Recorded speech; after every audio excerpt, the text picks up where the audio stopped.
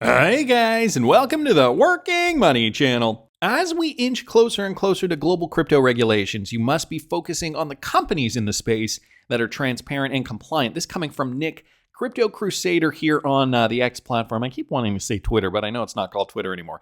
Ripple, regardless of what you believe because of the SEC lawsuit, is one of the most transparent companies in this space. For over a decade, they have been attempting to work with regulators, including the SEC. They have had private meetings with high-ranking individuals from the IMF, the World Bank, the BIS, central banks, etc. They recently joined the BIS CPMI group and continue to shake up the traditional financial world. Guys, Ripple always in the spotlight when it comes to, first and foremost, crypto utility, cryptos that solve problems, but also compliance, regulatory standards, compliance. They are always at the forefront. They're always heading up these, or at least sponsoring a lot of these events. They always have a speaker there to talk about, the regulatory clarity or, how, crypto companies are going to move forward in this space. They're already there at the forefront, educating, and the optics always look very, very good. Guys, they've positioned themselves this way for a reason. Regulations are being primed, and they are inevitable. This, again, from Nick. 99% of this space will evaporate with proper regulations because the majority of this space is just noise.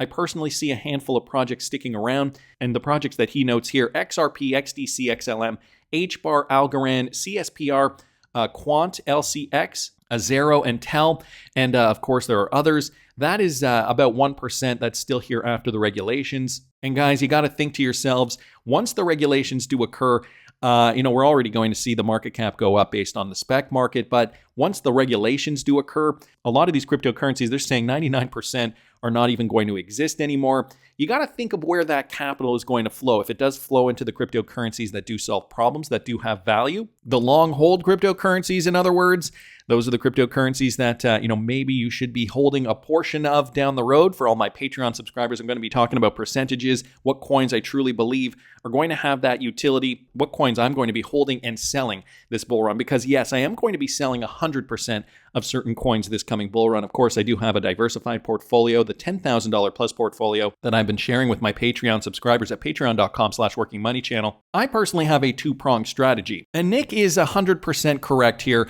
You're going to see coins that do well based on spec, and you're going to see coins fall flat. And, the regulatory hurdles, I think, are going to get a lot of these coins delisted eventually. Coins like XRP, though, even though we're not seeing it perform at this particular moment, it always does pump with Bitcoin. So we do have to keep very mindful of that. But also, guys, the long-term hodl for XRP could set up generational wealth for you and your families down the road.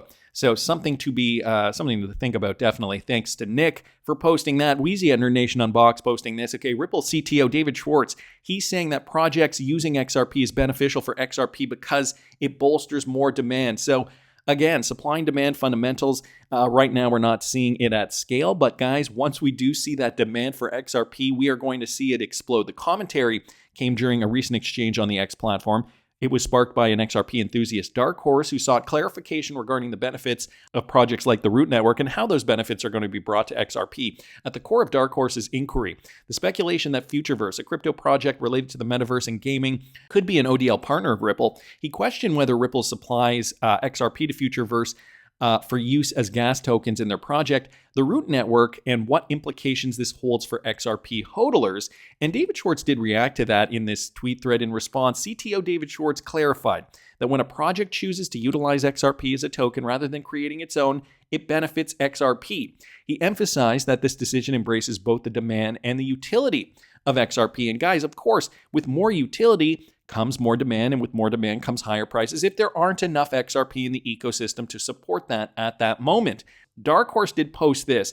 Do not get my intentions on fudding Futureverse. This is not the case. I am trying to understand why this benefits XRP holders and why this narrative is being used where it appears when you look under the hood and does the opposite. I'm just trying to find the fact that selling XRP is increasing circulating supply equals XRP holder benefits.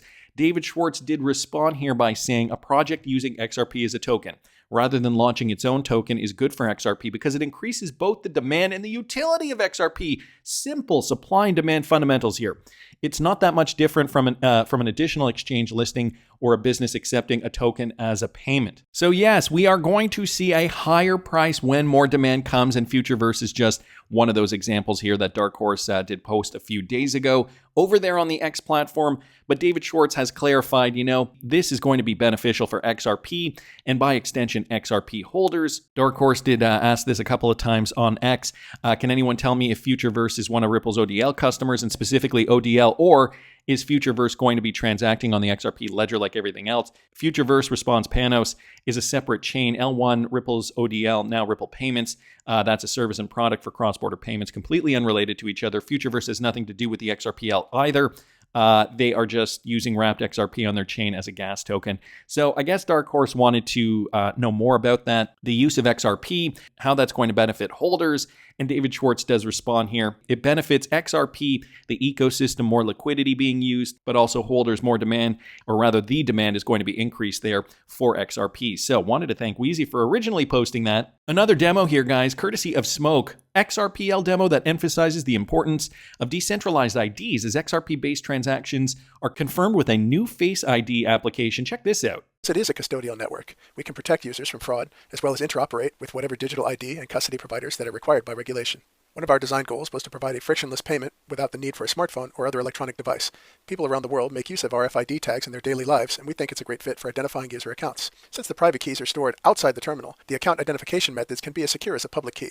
In the event that you forget to bring your RFID tags or a printed QR code, you can always use your face to access the FLAN account. This facial recognition system operates on the back-end infrastructure and is more than capable of working on the lower bandwidth radio networks. For authentication, users have the choice of a traditional PIN number or a more modern pattern signature. Users can change these credentials at any time directly from the terminal, and we can reset them for the user in case they forget. I only have one account on the FLAN, so I'm going to have my friend here help me with sending some XRP to a traditional self-custody address via Zoom QR code. Remember that face recognition, QR codes, and RFID tags only help to identify the FLAN account for both the sender and the receiver. To send XRP requires both the FLAN ID and the credentials.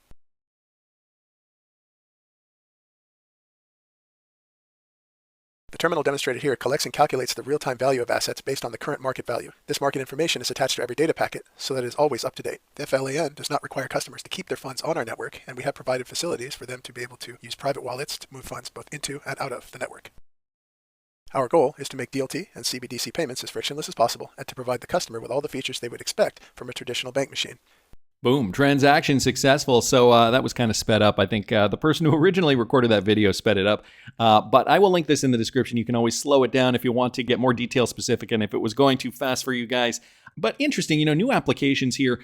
Now decentralized IDs using facial confirmation, more security being utilized on the XRP ledger, of course, as more scams are occurring. In this morning's video, I did talk a little bit about how somebody left their Bitcoin on Binance, which, traditionally Binance has actually been pretty good, pretty hack resistant, but their Bitcoin was lost. They had wished they had put their cryptocurrency on a Ledger Nano. Guys, by the way, I'm going to be giving away two of these, a Ledger Nano X and a Ledger Nano S, worth $149 and $79 respectively. But in order to be eligible, you do have to be subscribed to the channel. I'm getting close to 100,000 subscribers. We have to hit 100,000 by March the 31st. And if we do hit that number, we are going to do the draw. 2 Ledger Nanos are going to be given away. You've got just over a month to subscribe, guys. So please subscribe now if you are not subscribed to Working Money channel on YouTube. Want to keep moving along? More XRP utility, guys, this time in Korea. Can you believe 10% of the Korean population owns XRP already? That is 1 in 10 people, okay, in Korea. That represents 15% of all XRP in circulation. Korea is about 50% of the global XRP volume, and strict laws are or have been adapted there to eliminate wash trading, guys. This is a clip of Yoshi Korean here on Twitter. Yoshi, an official Ripple and Futureverse partner, courtesy of Crypto Eddie. Listen to this. It's very nice to meet you. Thank you very much for inviting me. I'm Josh, and I'm in charge of the XRP Ledger Korea community. I'm working towards the goal of accelerating XRPL and XRP adoption in Korea in collaboration with Ripple team. So my main goal is to increase the value of XRP Ledger technology by discovering use cases and encouraging developers to launch the services that improve people's lives. Right now, about 5 million people in Korea own XRP, which is roughly 10% of the entire population. When you look around the world, there's no other country where such a significant portion of the population owns XRP. As you might know, XRP is famous for its high trading volume. About half of the global XRP trade volume is generated by Koreans and is fully organic since wash trading has been eliminated because of the regulation in Korea. So it shows their very high level of interest in XRP. Also, according to our data published by the Korean government last year, Korea alone holds 15% of the total XRP in circulation. Even though there are still some regulatory uncertainties, it's very clear that Korea is a significant market that XRP ledger builders should pay attention to. As regulations become clear, the adoption of XRP ledger and XRP in Korea is expected to accelerate even more. Our main target sectors are DeFi, contents, and gaming. In the case of DeFi, Moai Finance, a team from Korea, has already launched and is generating significant on-chain metrics. Moai Finance, I believe, is such a great team created by former members from top Korean IT companies like Kakao and Naver. I believe that Moai Finance will play a significant role once XRP Ledger's native AMM is introduced. I'm going to leave it there. There's about a minute and a half left in that clip, but really interesting here from Josh Kim, excuse me. Thought this guy's name was Yoshi. Maybe that's just his moniker here on Twitter. Nevertheless, some interesting new developments occurring on the XRP ledger in Korea. I'm still blown away by this statistic here. 1 in 10 people, I got to look that up. What is the population of Korea? We're looking at 51.74 million people, guys. And if 1 in 10 own XRP, 51.74 divided by 10, we're looking at 5.17 Koreans own XRP. That is amazing. Just, that statistic alone. And even this, just 50% of the global XRP volume is flowing through Korea. Guys, I think that's going to change. I think, this crypto run, that's going to shake things up. I think now that we have on and off ramps for American exchanges, greenlighting XRP for this bull run, because there is now clarity surrounding its security status, I think we are going to get more volume flowing through other countries like the United States.